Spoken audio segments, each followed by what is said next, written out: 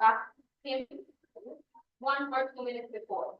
फिर उसके बाद डॉक्टर अली प्रेजेंट करेंगे So उसके बाद क्वेश्चन करेंगे ठीक है डॉक्टर राहुल प्रेजेंट करेंगे I'll ask him a question and then I'll open in public to ask 1 or 2 questions. Okay.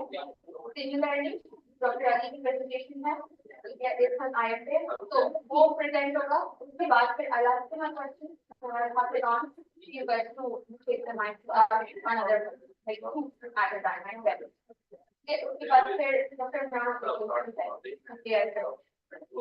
वो प्रेजेंट कर देंगे आफ्टर दैट फिर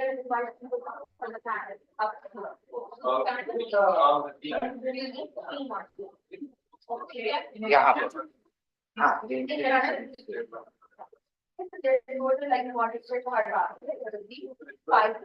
water so Dr. Ramesh आएंगे ठीक है उसके बाद फिर डॉक्टर हाथों I call Dr. Mikhail. So I'll call them up and then we can start with a bit of cross questioning from them. Okay, I can monitor you and then afterwards alert and make you very far from the mind. It's on her. My God.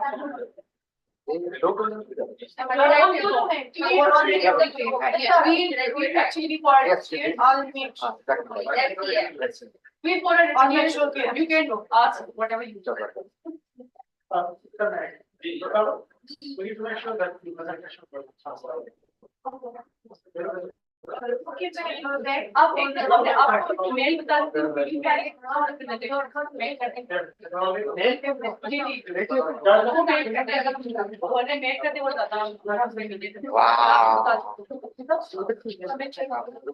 मेरा वो एक नहीं आता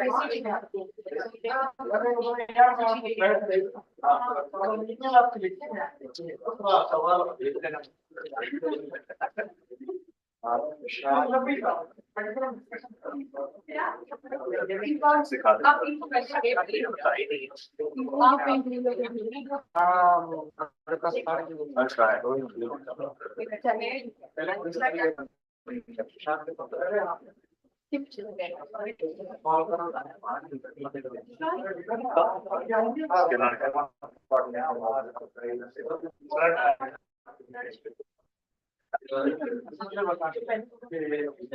Presentation इनके पास कौन सी आपकी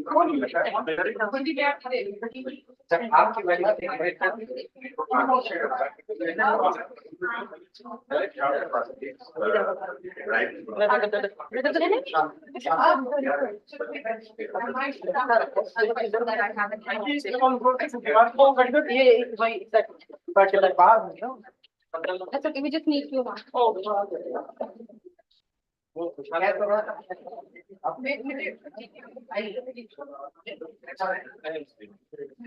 है मेरे पास बट उन्होंने कहा मेल करते हैं सर एक मेल नहीं हो रहा आप एक करना है अपने बाहर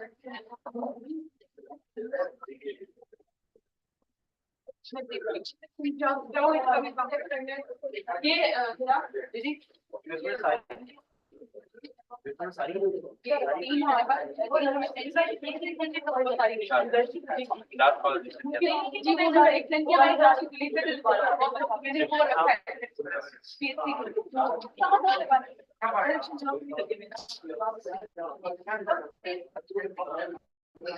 दीदी आप चेक कर देख तो फ्री है नहीं तो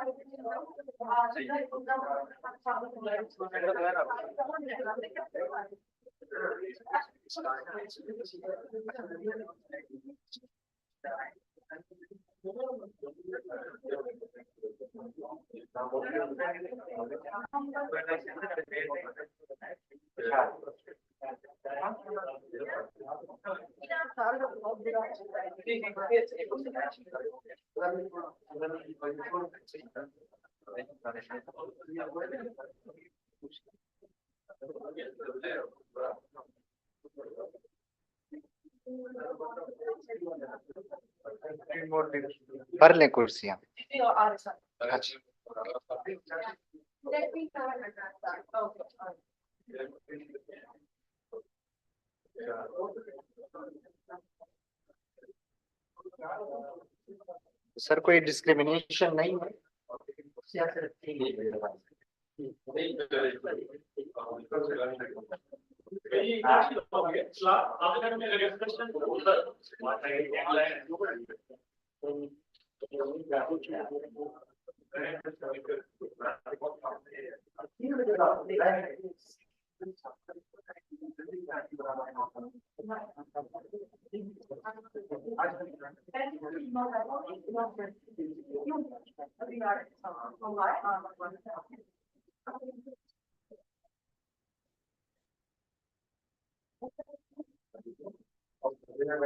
Yes.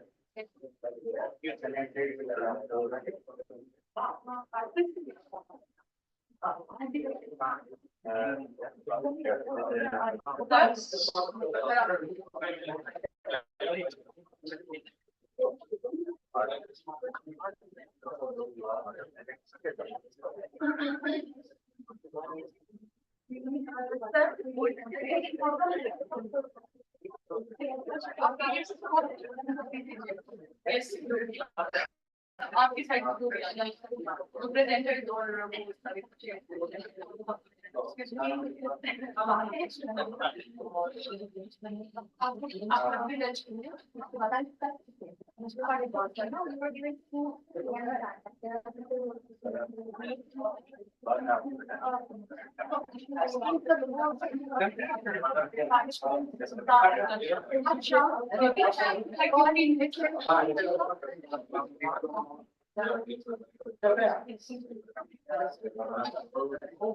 सर प्रेजेंटेशन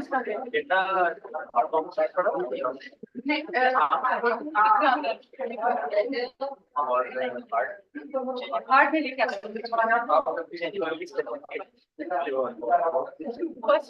इसका नहीं होगा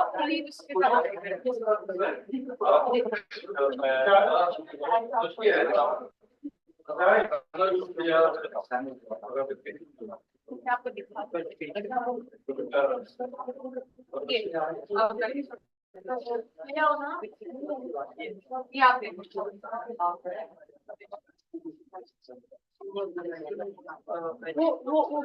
excuse me, can you tell him the sequence of presentation so that he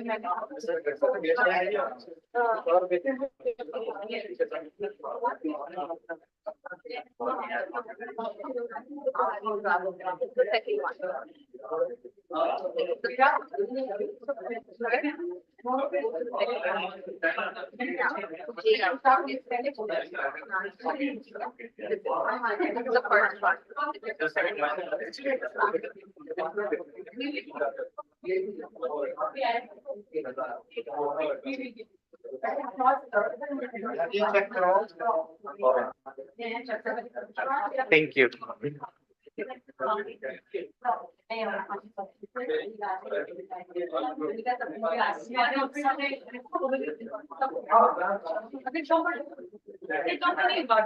नहीं ये रह गया।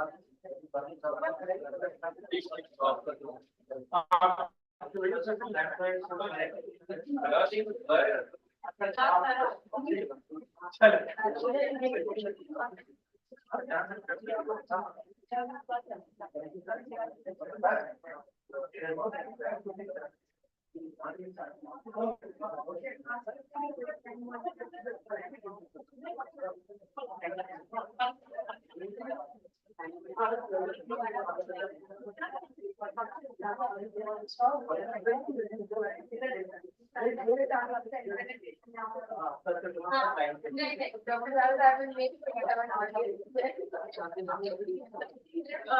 मेरी बात सुनो सही बात अटेंडेंस शीट मुझे दिखाओ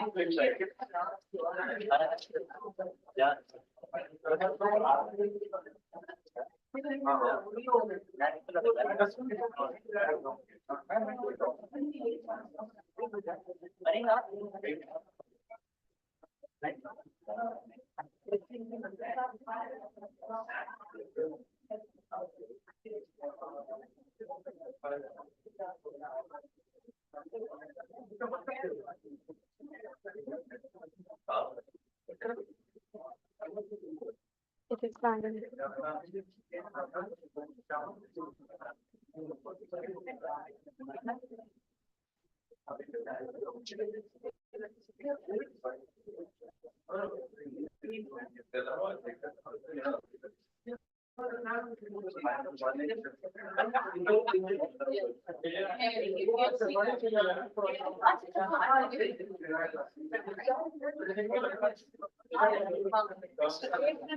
हमारे चेयर जाहिद जाहिद मेमन नहीं है ना जी हाँ वही है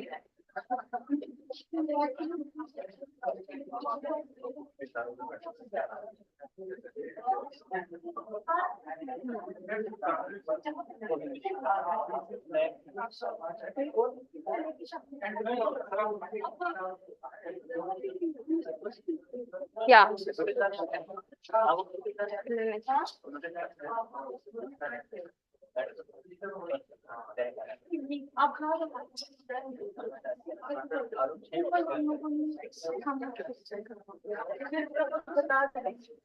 थोड़ा बहुत बता दो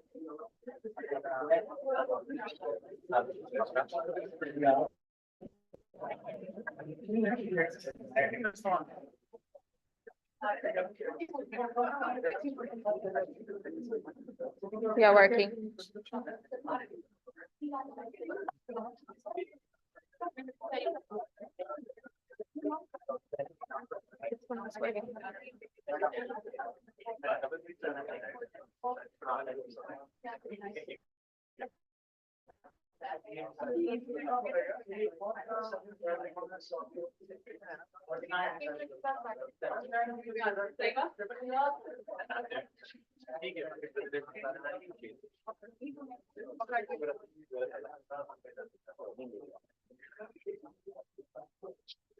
Assalamualaikum everyone. I'll just have people keep coming in. That's all right. Since the people who are here, I don't want you guys to wait too long. I will start in about 2 minutes, but in the meantime, I would like Dr. Zahid Memon and Dr. Imran Khan, who is our chair and co-chair, to join us up there because you're supposed to be here. Thank you.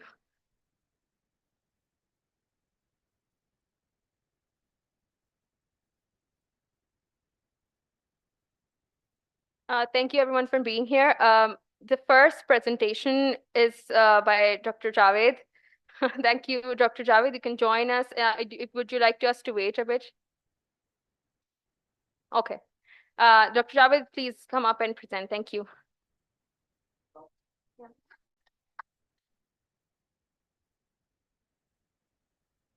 Okay, assalamu alaikum, and thank you very much for inviting me here. So a brief introduction of mine, named Javed Ismail, MBBS doctor, have some experience of doing masters in epidemiology and biostatistics, then did my PhD from Macquarie University, Australia. So I have a little experience of doing some work in digital health and non-communicable diseases. So I have recently joined PSC Global as Director, Non-Communicable Diseases. So that's a brief introduction of mine. So because I have to be, following the time. Okay. So I'll be sharing my experience that I have for using this digital technology for non-communicable disease. This study is part of my PhD thesis that I have done. It was an ambitious kind of a plan that I followed and the experiences that I have. So the title of my project was the use of mobile phone for assisted lifestyle modification to reduce mortality. The catchphrase is mortality due to coronary heart disease, which is a randomized controlled clinical trial. I was there. There was my team, my supervisors and co-supervisors. Yeah. Okay, next.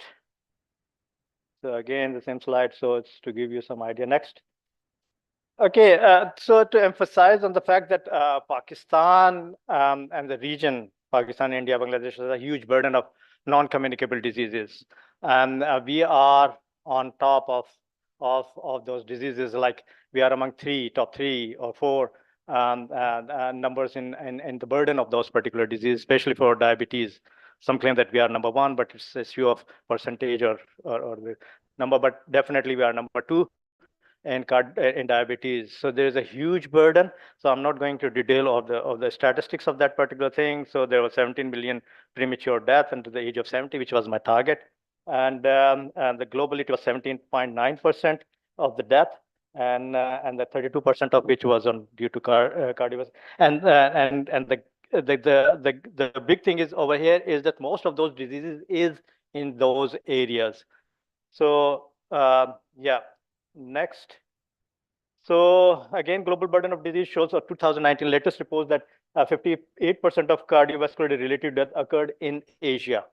So huge burden. So the point to emphasize, and Pakistan has 29% of that are due to cardiovascular diseases. Okay. Next.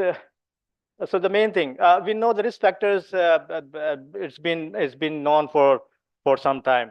Diet, physical activity, smoking, stress, and all those things. The emphasize over here is how to reduce that particular burden, because we are just showing the numbers every year, every 3 or 4 years, that now we have like diabetes is 25%, now it's 30% and things like that. The important thing is to work on the prevention and how to reduce that particular burden, or at least make it a plateau for some time and then work on this thing. We know about the preventive strategies, how to work on it. So primary prevention and secondary prevention, that should be our main target, actually, to reduce that particular burden of disease, because tertiary care is quite expensive and it's been too late. So yeah, next. So my study actually focused on how to do it economically and to be more effective. So I used that particular digital technology back in like 2013, 14. The mobile phone was quite in at that particular time. So every sector of life, low income area or the high income, they usually have a mobile phone. So what I try to do is to reach to the larger audience. And at that time, I thought of using that particular mobile phone to actually educate those individuals how to take best of themselves as far as this cardiovascular diseases, especially and diabetes is concerned. So I try to do this rehabilitation preventive strategy through this mobile phone application by use of SMS. And at that time there was MMS, and at that time, so I tried to forward them small clips of videos for that particular thing. Okay, next. So yeah, same thing. So that was quite in that particular very fast and accessible technology, mobile phone technology. At that time, that the area is referred as mHealth. Okay, and then telemedicine and whatever. So they have clumped it together now as a digital health. So at that time, it was referred as mHealth, the use of mobile phone for the prevention, or what is the use of mobile phone in health system. So why I use that? Because it is efficient, cost effective to deliver preventive programs. So I focused on behavior change modification. It can reach to remote areas, and especially for those who are physically impaired, cannot go to centers and whatever. So it is accessible. So at the time, so mHealth was utilized but not limited to short text messaging, multimedia messaging, MMS at that time. And then internet connectivity was the issue and the thing that I was concerned about. Okay, next.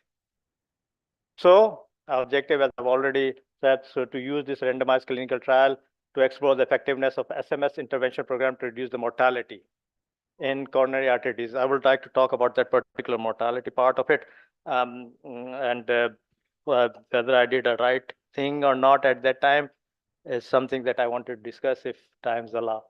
Okay, next. So the methodology was a randomized clinical trial in 3 cardiac specific tertiary care hospitals in Karachi. So I conducted this study in Karachi. It's a huge burden. So NICVD, National Institute of Cardiovascular Disease, is the first tertiary care cardiac hospital in Pakistan, and Tabba Heart and Karachi Institute of Heart Diseases. Those were my study sites.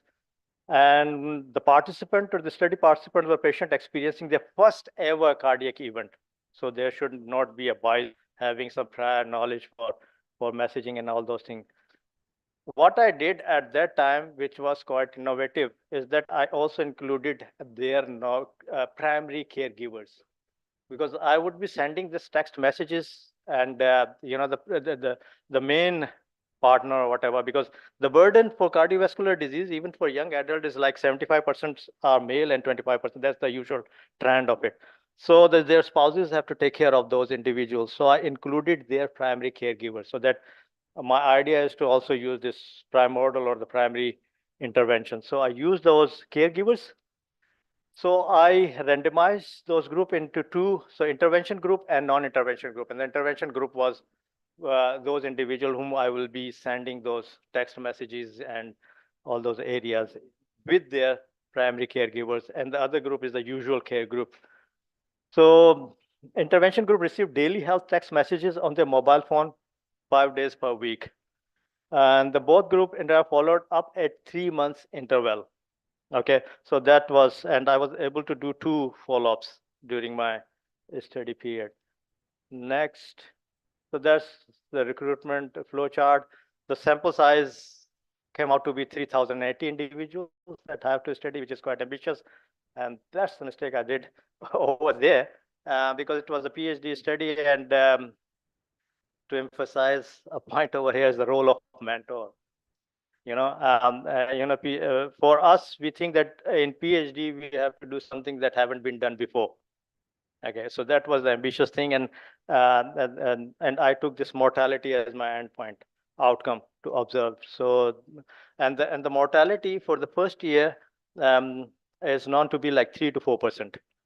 So that's why the sample size inflated to 3,080 individuals. So patients were 1,540. With matching caregivers 1,440.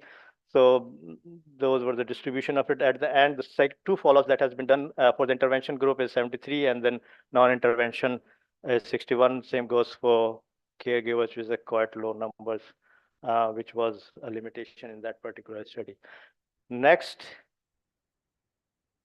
So that was an intervention framework in which we gave them like patient intervention, the caregiver intervention group. We sent them informative and motivational text messages to quit smoking, promote physical activity, healthy diet, and reduce depression and anxiety. So there were like a scale for that, and which was validated by WHO, and all. We used all those things. So intermediate outcome for those group was smoking cessation, change in physical activity for the positive based on the baseline, and then change in diet and change in the severity of depression and anxiety. And the outcome, the final outcome was mortality, all cause including coronary artery disease. So though that was my intervention framework that I worked upon. Okay, next.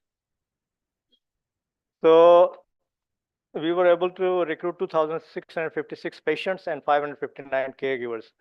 And the minimum follow-up period was 180 days, and the range was 180 to 400 days. Next.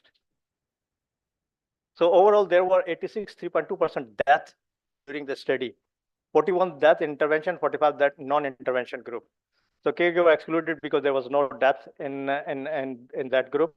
The Kaplan-Meier survival analysis showed that the mean survival time in intervention group is 534 days, and non-intervention group is 514, which were not very significant, different in that. And the Cox regression analysis shows that old age, unemployment, history of diabetes, hypertension, and non-physical activity were independently associated with mortality in first ever coronary artery disease patient in 1 year. Next.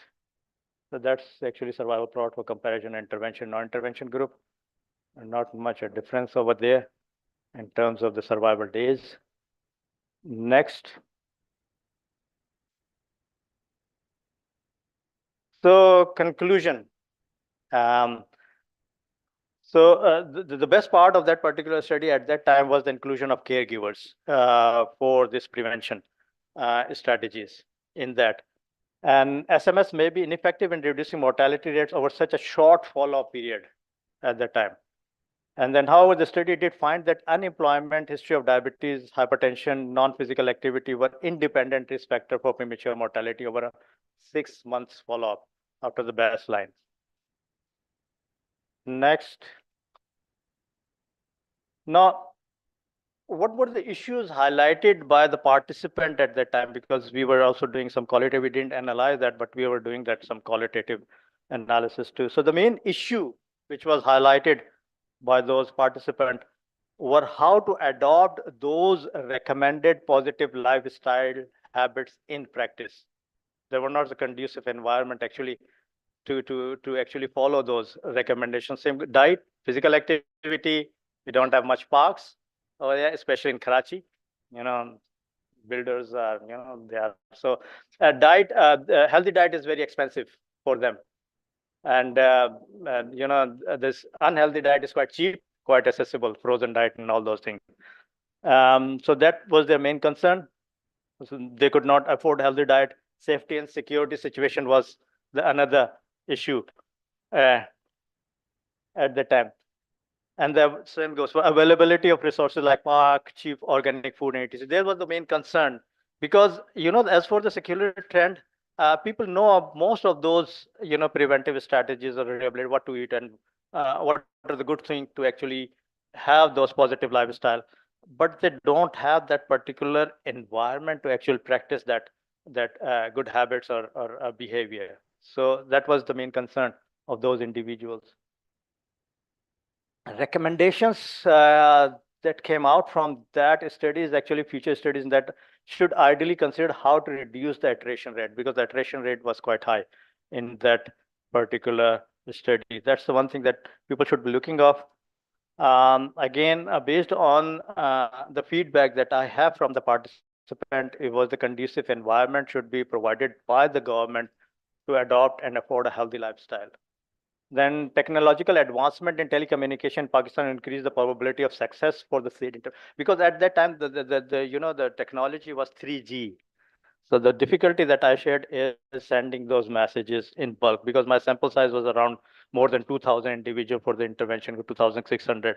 So sending those messages frequently on 3G network was quite difficult. So, and the situation is quite different now. So this study, if replicated, may give some other results. So designing a similar clinical trial should also consider the low mortality within 1 year in patient with coronary artery disease. So whoever is planning to design that particular, they should plan it for 4 or 5 years. More intervention, more messages, adaptation of healthy lifestyles, and all those things will give some other beneficial result for the intervention. So short-term study is not being advised for that particular thing. You will not give much difference in those both arms, intervention and non-intervention, because the period is too short to actually adopt and actually have that particular thing. Okay, so 14 minutes. Okay, yeah, good. So that's it. Thank you very much. I know I'm quick, but just to give you an idea what this digital technology, what experience that I have for that particular thing. If somebody is interested in replicating that particular study, I'll be more than happy to share it in depth, because I'm planning to do it in a larger scale with overcoming those limitations and biases. So we have started that particular project, and we will also be using this AI technology or the machine learning for actually having that interventions. So if you guys have any questions, I'll be more than happy to answer that if I may. Yeah.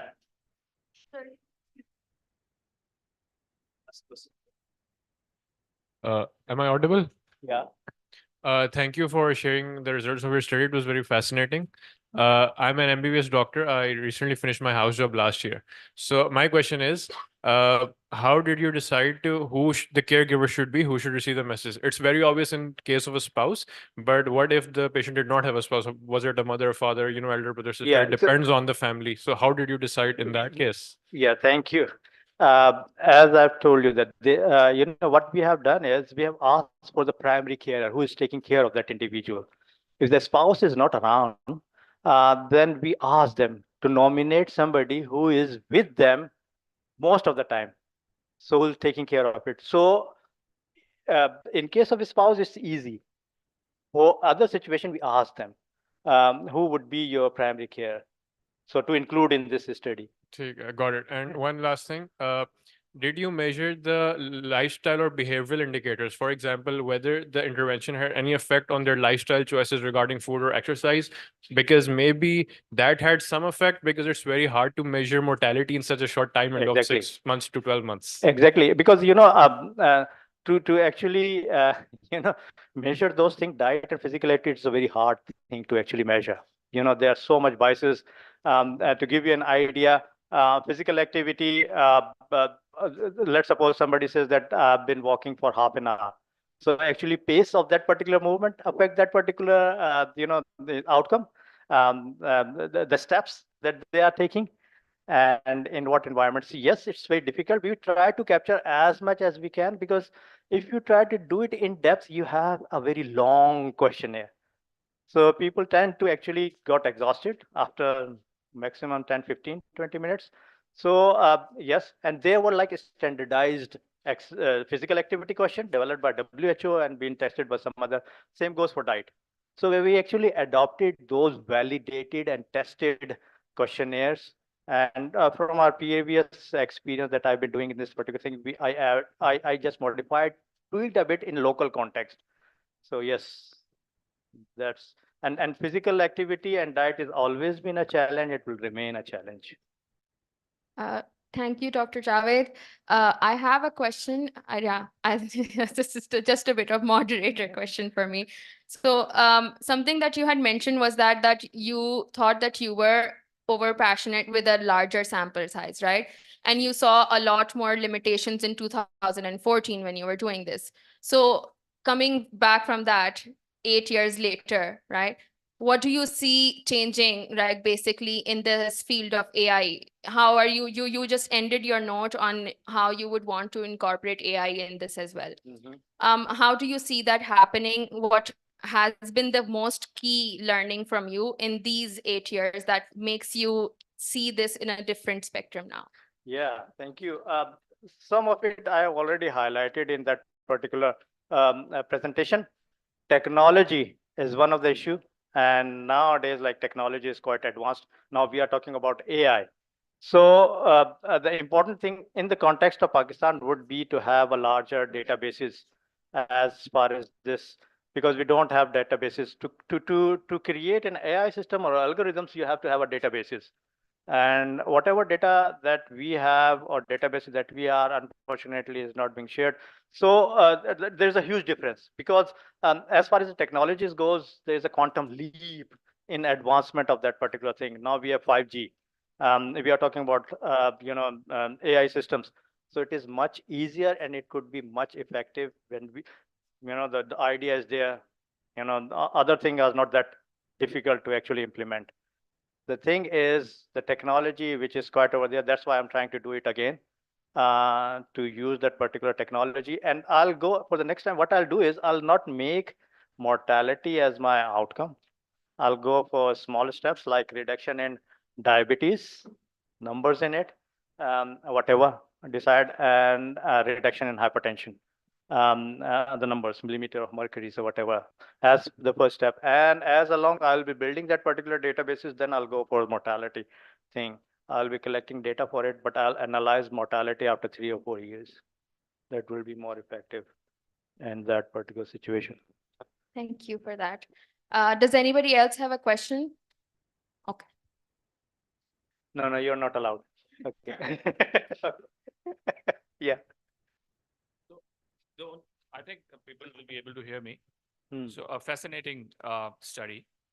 What is the global evidence or regarding interventions or similar interventions that can be useful?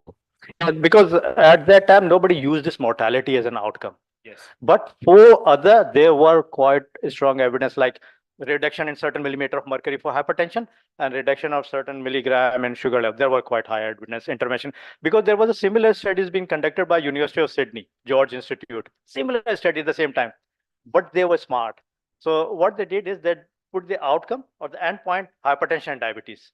So their sample size was small, and they published a study that there were reduction in intervention. So I'm talking about the intervention, Mhm. the SMS intervention that Yeah. you were sending out to the patients and to the caregivers, Hmm. right? Hmm. What intervention would you adopt now? Oh yeah. What is So the global evidence on what are the new interventions that we can introduce into the society, into the environment? customized Yeah. messages pertaining to that individual as a holistic, not looking at his glucose level numbers, but his lifestyle, physical activity, diabetes, mental status, and not treating numbers, but a person. So we should target that particular messaging around that parameters that we can get from those databases. So we should be treating person. And if we, because as I told you, diabetes, physical activity, if you go for that, it's very difficult to measure or to analyze. You can have it a part of it. And then what's lifestyle, what's the environment around that individual? That will have much beneficial effect for that individual as far as this diabetes and Thank you Radical. so much, Dr. Javed. Thank you so much for your, Thank and I love that quote. You have to treat the person.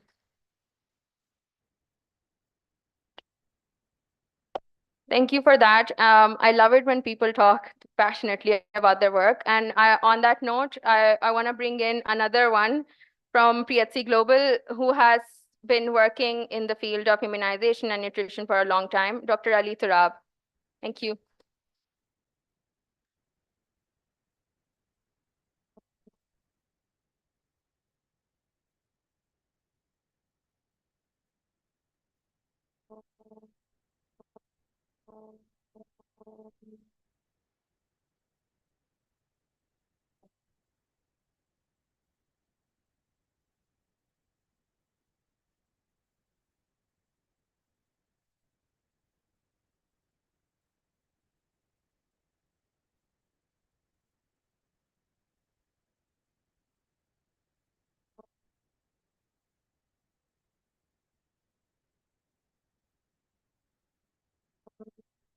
Assalamu alaikum, everyone. My name is Dr. Ali Turab. I'm also a medical graduate and a public professional. In the past 14 years, the body of my work has been around immunizations, nutrition, and some newborn health. So I'm also one of the co-founding directors at PHC Global. So today I'm going to present to you this national iron folic acid bottleneck analysis, the one of its kind in Pakistan.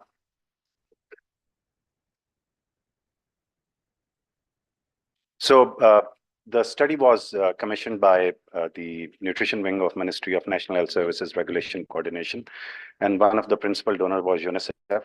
But there was some bridge funding by NI to cover some additional districts to have a better representative population sample size. And then we had to work with all these ministries of health in each of those 4 provinces and also 2 regions. My apologies.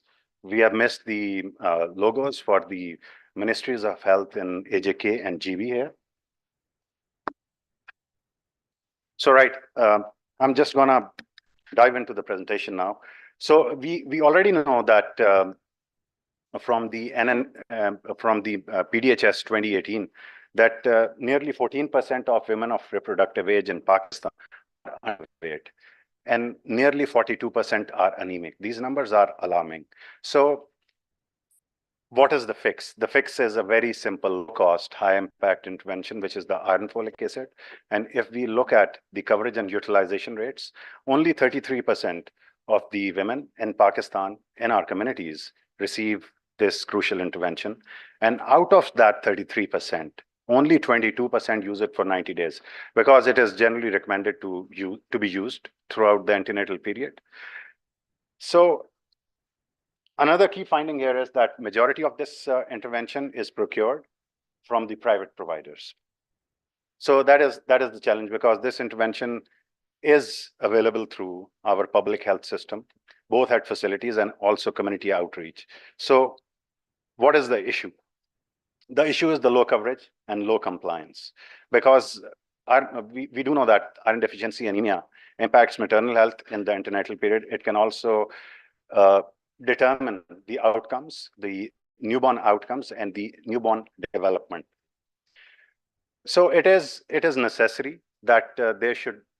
It was necessary at that time that we commission a study which analyzes the causes which plague the service delivery level, which essentially contribute to low coverages in Pakistan.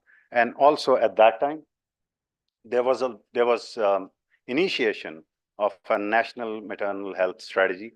So it just made sense to do this analysis.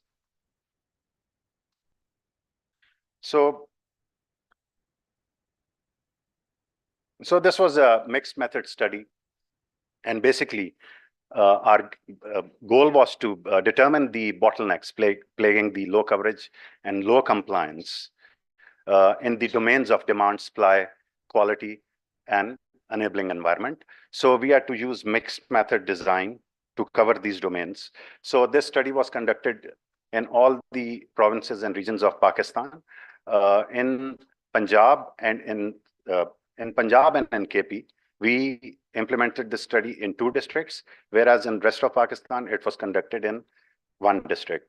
Because this was primarily a study which was trying to tease out the challenges faced at the service delivery level. So we did not require a sample size power to, for example, like in the surveys, you have to go to numerous districts, even going down to the union council level. So it was a qualitative study, and the challenges more likely are the same across the network of public health system. So we didn't have to achieve that kind of sample. So our primary considerations for choosing this district was medium IFA coverage, because we wanted to go to the districts who are not high achievers or who are not underachievers, because we wanted to go to a place where there is a sort of a health system which is not functioning that great, right? And then we try to ensure that we cover all the ethnicities and geographical diversity of Pakistan. So, yeah. I'm really sorry, I did not move that slide. So I've presented this slide again. So is that okay? Should I go ahead? Okay. Right, so the activities, when the activities ensued, the first task at hand was a robust desk review and a literature review. We did the desk review to basically do a critical appraisal of all the documents of planning and development, and also the PC ones of Lady Health Worker Program, nutrition programs. And then we also did a literature review to understand that if such iron folic acid bottleneck analysis at the national level were conducted in similar geographies, or in, even not, if not in similar geographies, then maybe in other low middle income countries, to guide our analytical approach and the analysis. So basically, we conceptualize the analytical approach using several frameworks over the multiple domains of service delivery, which basically come under 2 key domains, which is supply and demand. But then within supply and demand, there are numerous domains. For example, we use this WHO framework for supply and demand, because if you can see that within supply, we were aiming to target the essential commodities availability, the availability of human resources, the physical access to these services for populations.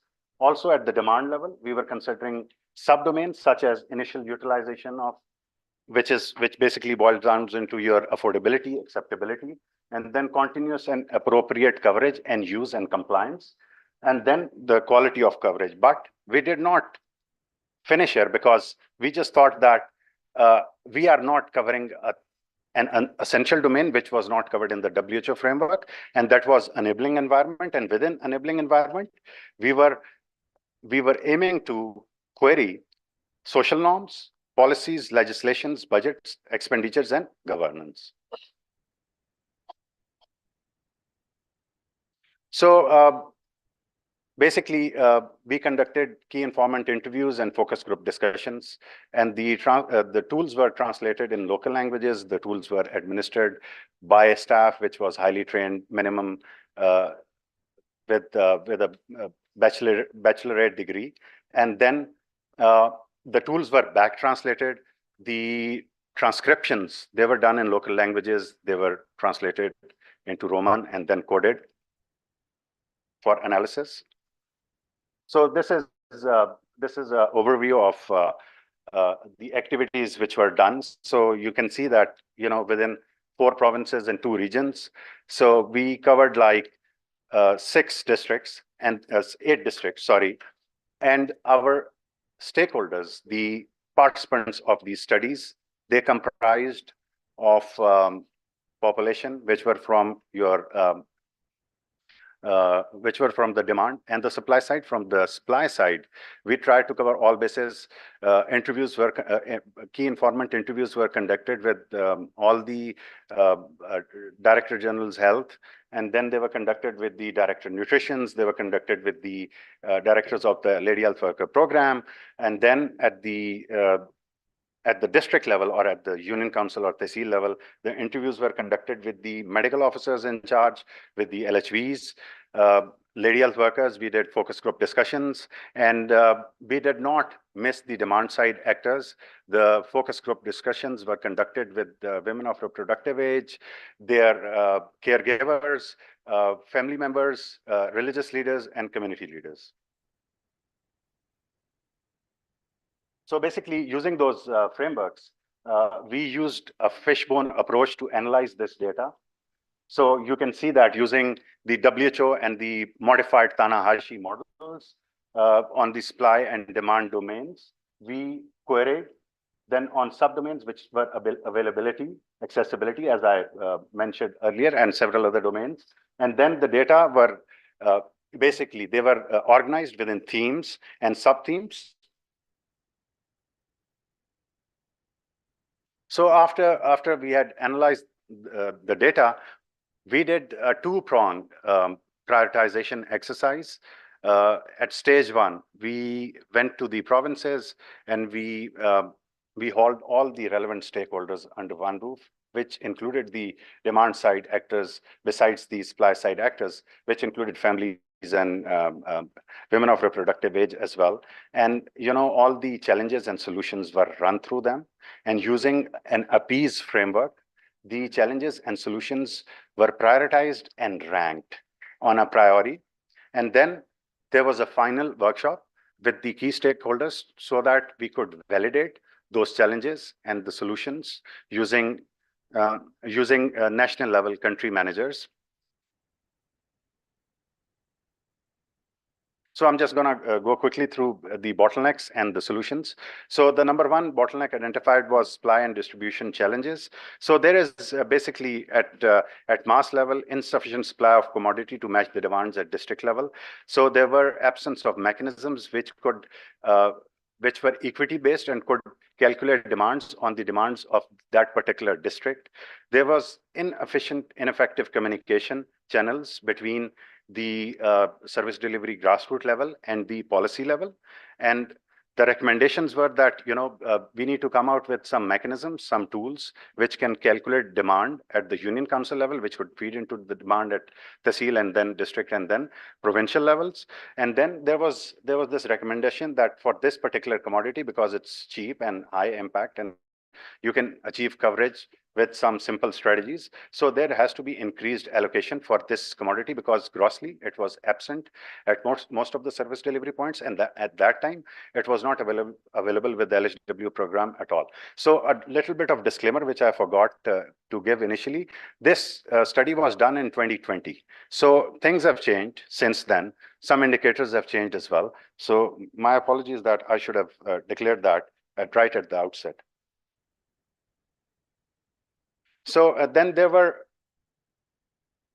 the procurement challenges. The existing policies and procedures basically being used at the departments were unable to turn in timely demands, because the procedure is that, for the same quarter, when you are going to do procurement, you send the demand same quarter, and then it would just take 6 months for getting those approvals.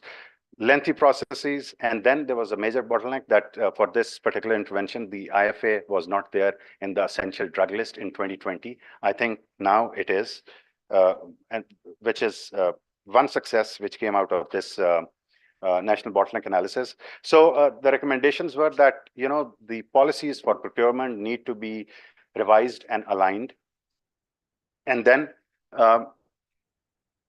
for stock documentation, we need to revamp the processes, because the stock registers, they were all manual. There was no logistic management information system. There was, but that was manual. And then,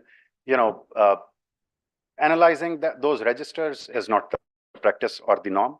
And then one recommendation was that IFA should be included in the essential drug list.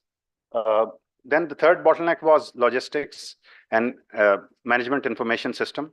As I mentioned earlier, that the systems present on the grounds were manual, and there was gross unavailability of the logistic management information systems for medicines related to maternal newborn child health or nutrition, because we did have vaccine logistic management information system, but not for MNCH.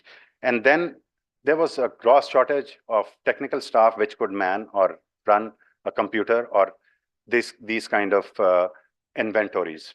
So there was this recommendation that there needs to be a digital logistic management information system in place, and that needs to be developed by onboarding all the relevant stakeholders. And there was a recommendation that it should be easy to use, user-friendly, and there was also a recommendation that some indicators from that logistic management information system should also be represented in the DHIS2 to represent the IFA statistics and use.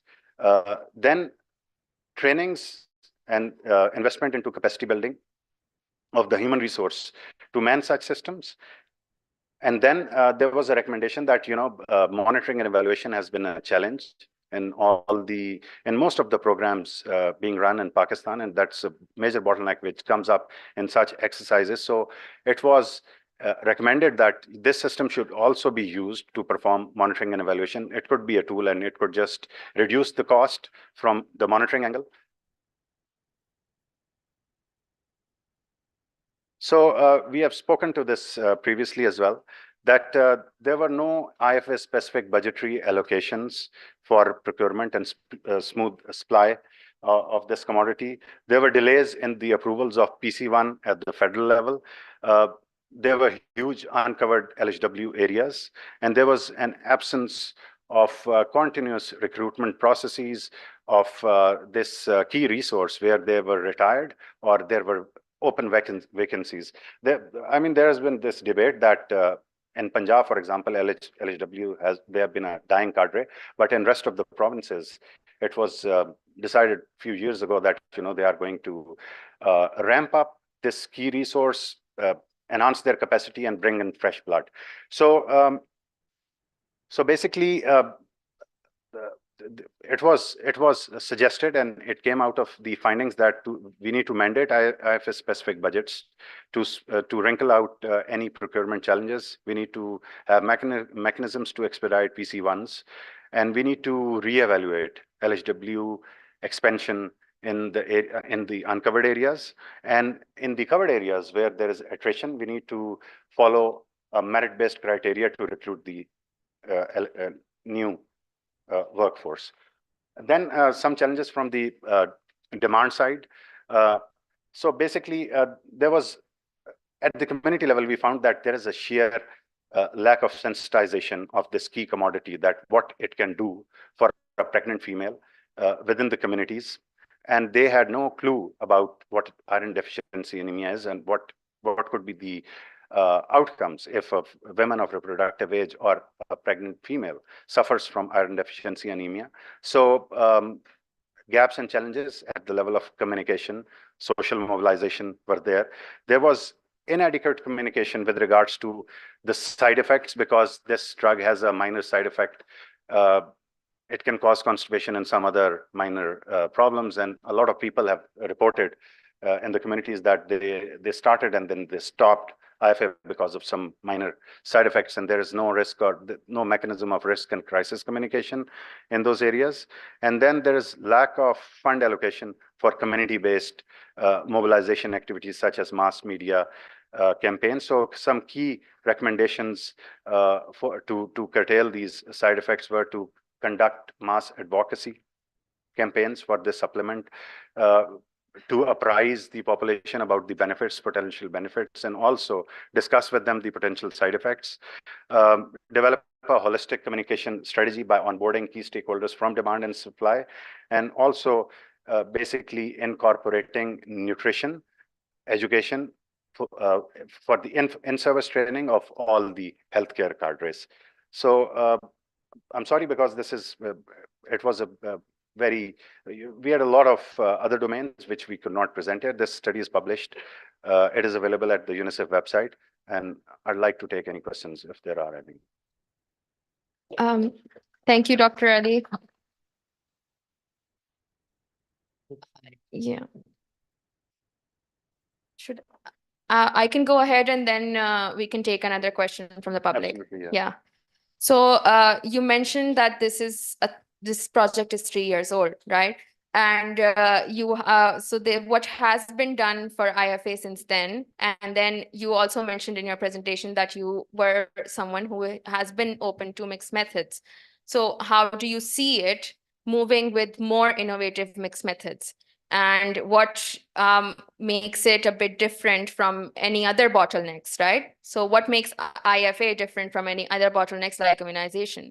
So how would you perceive that? So Rutaba, a lot has been done since then. We are already working with the NI, and NI, with the support of Government of Canada, is trying to roll out multiple micronutrients, which has more other micronutrients as well, other than the iron folic acid, right?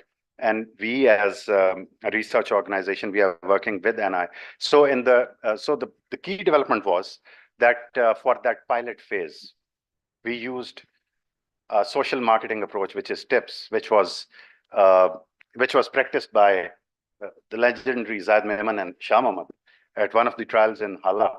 And I had only heard about that approach, but we use that approach, and that approach basically allows you to make strategies while you consult with the essential stakeholders to roll out a particular thing. Okay, so in Sawabi at the moment, NI has rolled out this intervention, and then there are areas within Sawabi where they have used those enhanced approaches to roll out this drug, which we developed with them.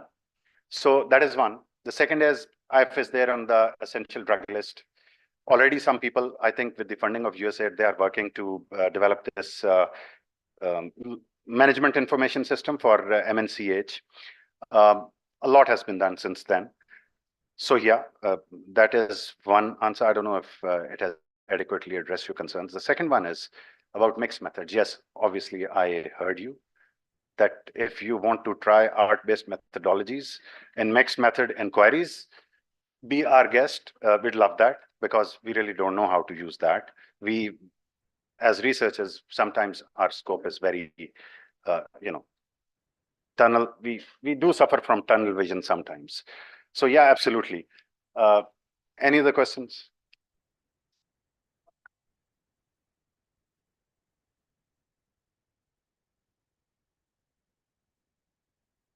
So for the qualitative aspect, there you come up with a challenge when you conduct focus groups in local languages, because the softwares for thematic analysis require input in English. So for example, the problem could be that even when the translators are translating it, different translators could maybe talk about the same phenomenon in different English keywords. So how did you deal with that challenge? Absolutely. So I told you that the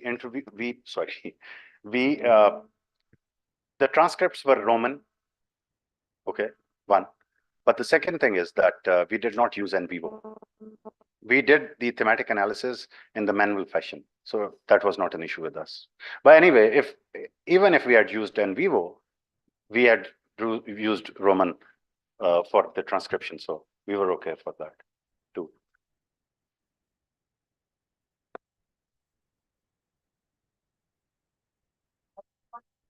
Whether you're nothing very technical, but I've been hearing about this drug since yesterday, and that it's being used for adolescent girls in this new project, Narishma. So your target was only the pregnant women? For this, For this study? yeah. Okay, For so this, because yeah. now it's being used for, I mean, it's an amazing drug must be, because now, and much needed for the adolescent girls for anemia in Pakistan and iron deficiency, of course. Ms. Umad, excellent question or observation. At that time, there was another problem. It was not recommended at that time to provide iron folic acid to adolescent girls. So more recently, they have started doing that. But at that time in 2020, they were not giving it to, yeah, we did hear in few of the districts that some of the medical officers would say that we are prescribing it to adolescent girls as well. But it was not part of the policy. But yes, absolutely. जी. बड़ा एक मेरा consent के हवाले से question है, pregnant women and in KP Balochistan वहाँ पर जहाँ पर लोग जो हैं people are not willing to do, females who are not willing to talk to you, and when they are pregnant, so how did you deal with this, I mean, issue? That must be an issue. So I was the one who interviewed these ladies, the FGD. Okay, yeah, exactly. With the help of with the help of a team who were conducting, moderating, doing the inquiry in Charsadda and in Sawad. So I was there myself, and there was no such challenge. And we did take those permissions. The consent was, it was taken from the pregnant ladies, or in case they directed us to one of their household members. Yeah, it was, obtained from them. But I mean, I'm giving you my first-hand experience. Okay. They had no such issues to give that interview. I was there myself. So I've been hearing about this, that it's a huge challenge in KP, but that was my first-hand experience. Thank you very much. Thank you so much, Dr. Ali. That was amazing. I'd like to call Dr. Imran Khan for his presentation now, and then we can move forward to the panel discussion. Thank you so much.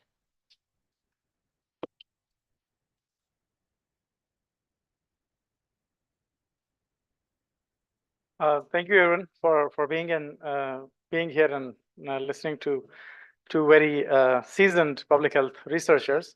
I am going to switch to a different topic, which is artificial intelligence. Being in public health and otherwise connected to this world, artificial intelligence is a topic that is being discussed a lot. And what I'm presenting today is a project that PSC Global is leading in the region on use of artificial intelligence for sexual, reproductive, and maternal health. The objective is for this, the AI Sarosh project is basically a knowledge hub where we are awarding grants to organizations in Pakistan, Bangladesh, Nepal, and Sri Lanka, but at the same time trying to analyze the opportunities, the usefulness, and the impact of artificial intelligence in health, with a focus on sexual reproductive health. The project is funded by IDRC in Canada. It comes under the umbrella of AI for Global Health. And AI for Global Health by IDRC has three components. One component is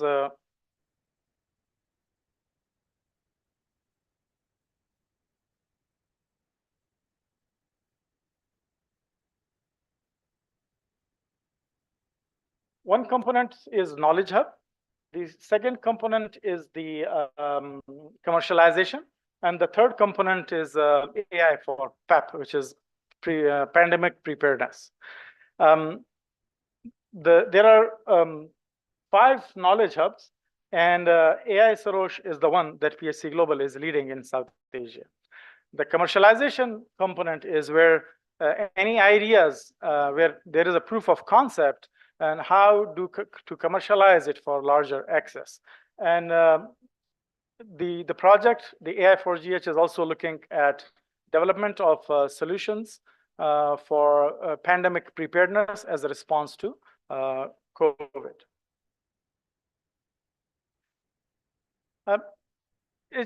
The approach is multi-dimensional. One is that it's a hub.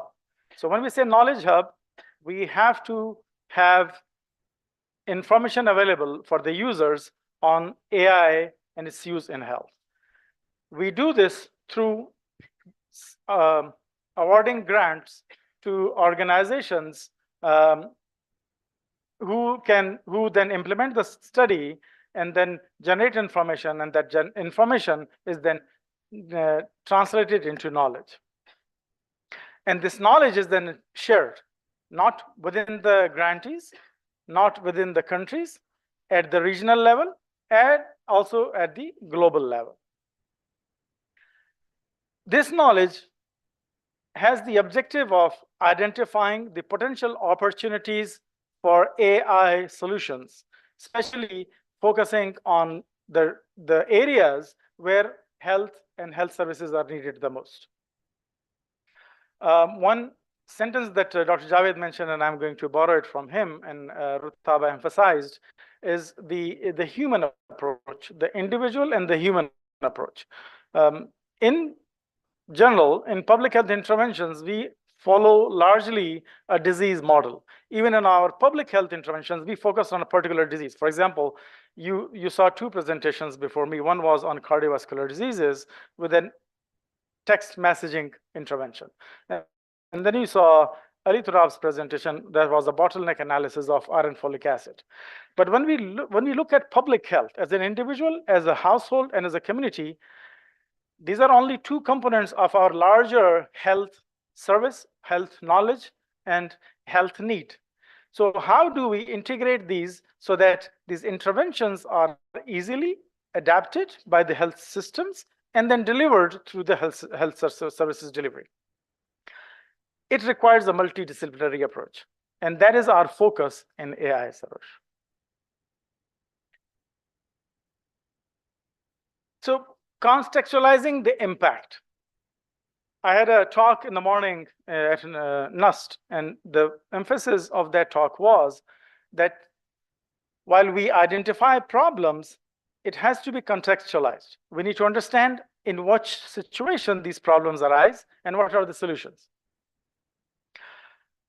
And if AI is an opportunity to address these issues, how can we use AI?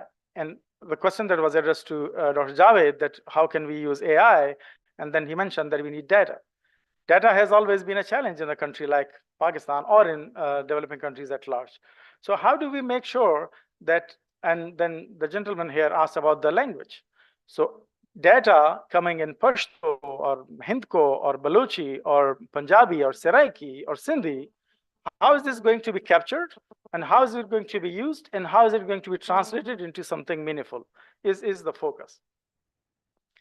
The opportunities in health are tremendous, significant. This could be used for population level knowledge and awareness. This could be used for health worker training. This could be used for task shifting. This could be used for managers to make quick decisions. And this could also be used for integrating different services.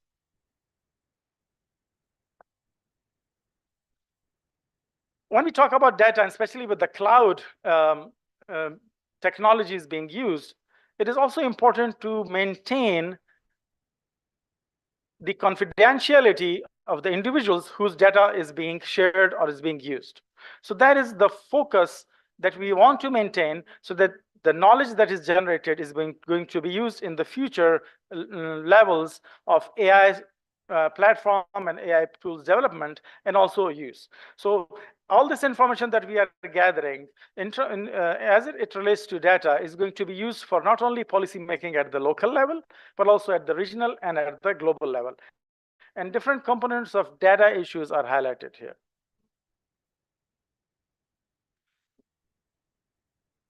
Cross-sectoral collaborations are also important, as are important the multidisciplinary approaches.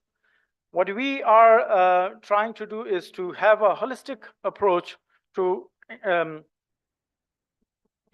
develop and introduce the interventions using artificial intelligence. That's why it is important that we bring in multiple disciplines. You will need social scientists, you will need behavioral psychologists, you will need health economists, you will need epidemiologists, you will need maybe community engagement experts, you will need Rutaba, who is our art specialist. We will need Simran, who is the communications person. So all of these technologies need to be embedded when we are designing any intervention, in particular when we are giving this authority to a computer or a software. Because as an individual, I may behave differently with different person, but we need to train and teach the computer to adopt this according to that particular environment. So that's why we need to contextualize, we need to understand the context, we need to understand how different people are going to be using it and what are their information and health needs that have to be incorporated in the developing of these tools. As I mentioned, the project is taking place in Pakistan. There are two organizations. Zahid Memon, who is the lead in one of the projects. The other project we are doing with NUST. Shifa is part of it also. Then there are two projects in Nepal. There are 4 projects in Bangladesh, and there is 1 project in Sri Lanka. So we had requested for proposal. Many people, many organizations initially showed interest. 35 proposals were submitted, and we shortlisted 9 projects with 8 organizations. These are the details. I'm not going through the detail, but just to give an example, there are chatbot solutions. There are mental health solutions. There are pregnancy risk stratification solutions. So they are covering different aspects of sexual reproductive health.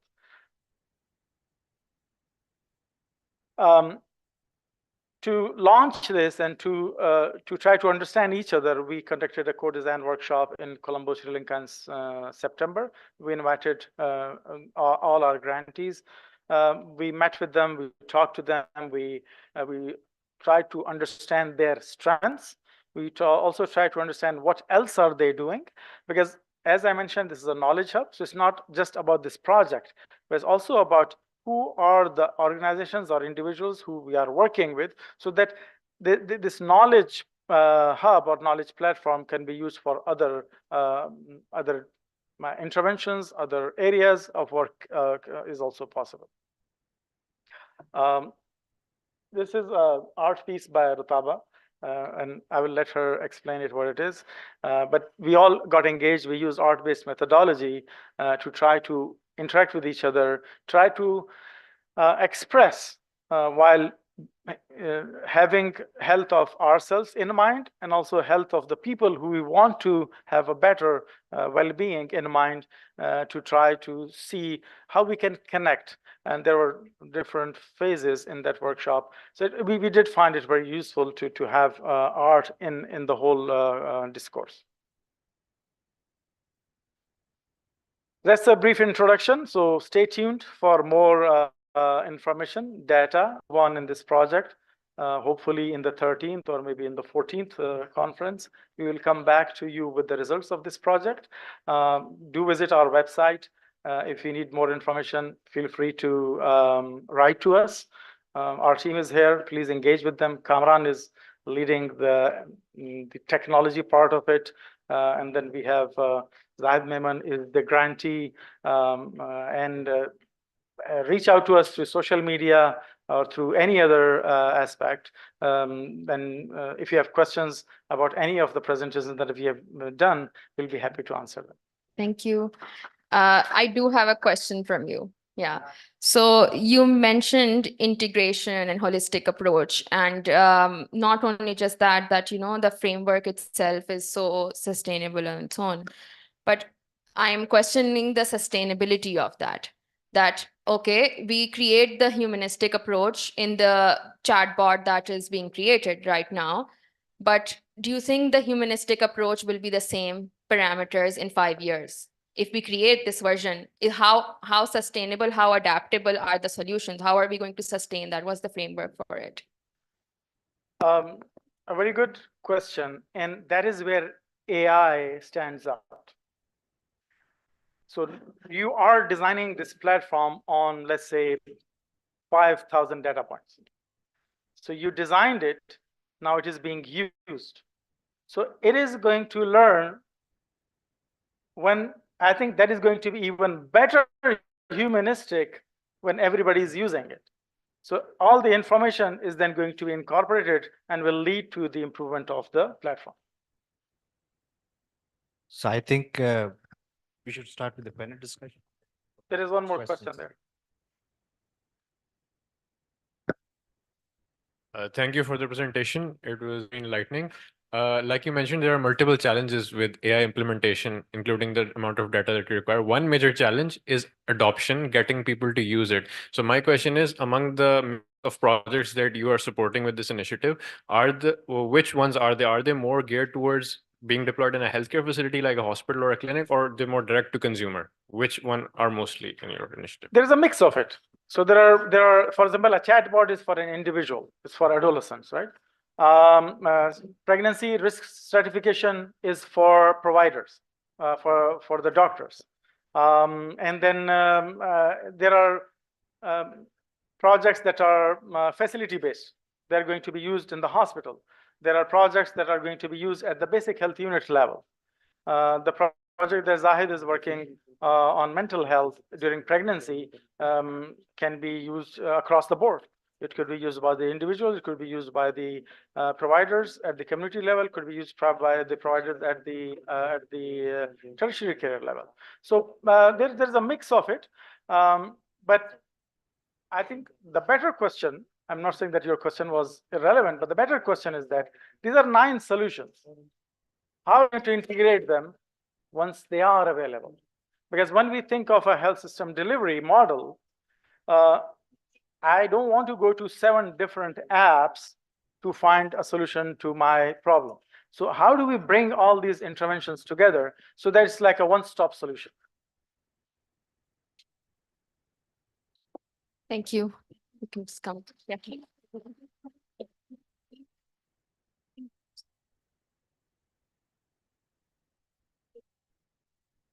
Thank you, everyone, for your wonderful feedback and your patience with all the presentations. It was really, really enlightening for me as well. I would like to have our panel discussion begin now. And for that, I want to introduce our chair, more importantly than anyone else. I forgot to do that. Dr. Zahid Memon is faculty at Aga Khan University, and he's a very seasoned public health researcher as well. I know him quite well now, but he has led really large multidisciplinary research projects